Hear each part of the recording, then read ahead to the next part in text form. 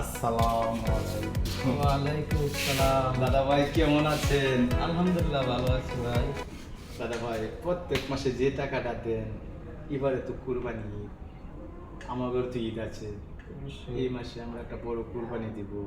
আপনার বাবা বলছে একটা বড় কুরবানি দেওয়ার জন্য। এবারে কিন্তু চাঁদার হারটা বেড়ে যাবে দাদা ভাই। ভাই টাকা তো পাঠিয়ে দিয়েছি আমি। ভাই টাকা পাঠিয়ে দিয়েছে, আমি পাইছি, কিন্তু এই টাকা দিয়ে তো বড় কুরবানি দিতে পারবো না। ভাই আমার চাঁদার টাকা নিয়ে কি আপনি কুরবানি দিবেন? ভাই হালাল হারাম বুঝি না, কুরবানি দিব, মাংস খাবো, কোনো কথা নাই, চাঁদা ডাবল হবে। মাংস তো ভাই কিনেও খাওয়া যায়। কিনে খাবো, আমার টাকাটা নয়, আপনাদের টাকা দিয়ে।